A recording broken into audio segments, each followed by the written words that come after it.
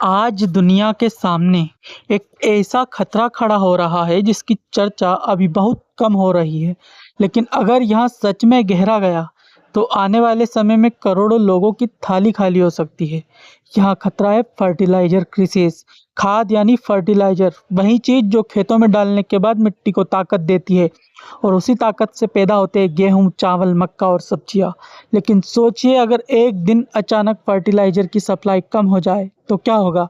किसानों के पास बीज तो होंगे, जमीन भी होंगी, लेकिन फसल उतनी नहीं उग पाएगी। और यही डर आज पूरी दुनिया में बढ़ता जा रहा है।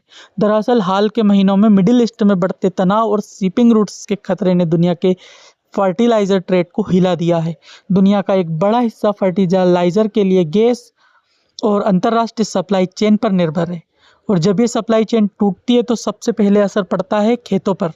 दुनिया के कई देशों में फर्टिलाइज़र की कीमतें तेज़ी से बढ़ रही हैं। कुछ जगहों पर किसानों ने पहले ही फर्टिलाइज़र कम इस्तेमाल करना शुरू कर दिया है।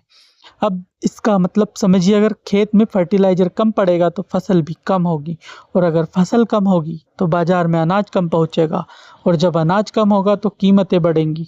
यही वह चेन है जो इतिहास में कई बार फूड क्राइसिस का कारण बन चुकी है। इतिहास उठाकर देखिए, जब भी फर्टिलाइज़र, फ्यूल या फार्मिंग इनपुट्स की सप्लाई टूटी है तो कुछ साल बाद दुनिया में फूड इन्फ्लेशन और हंगर क्राइसिस देखने को मिला है। अब सवाल ये है, क्या भारत भी इस खतरे से सुरक्षित है?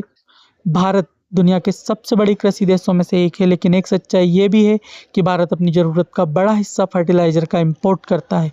यानी अगर ग्लोबल मार्केट में सप्लाई गड़बड़ होती है तो उसका असर भारत तक भी पहुंच सकता है।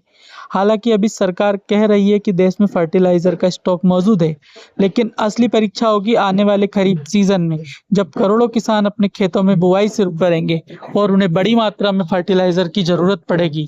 अगर उस समय सप्लाई में कोई बड़ी रुकावट आती है तो इसका असर सीधे फूड प्रोडक्शन पर पड़ सकता है, और फूड प्रोडक्शन पर असर का मतलब है महंगा खाना, महंगा अनाज और गरीब देशों में बढ़ती भूख। विशेषज्ञों का कहना है कि अगर फर्टिलाइजर क्राइसिस लंबा चला तो आने वाले सालों में दुनिया को एक नई फूड इन्फ्लेमेशन वेव का सामना करना पड़ सकता है। लेकिन यह कहानी सिर्फ खतरे की नहीं है, यहाँ एक चेतावनी भी है, क्योंकि आज जो चीज हमें बहुत सामान्य लगती है, जैसे कि हमारी थाली में रोज आने वाला खाना, असल में उसके पीछे खड़ी होती है एक बहुत लंबी ग्लोबल सप्लाई चेन।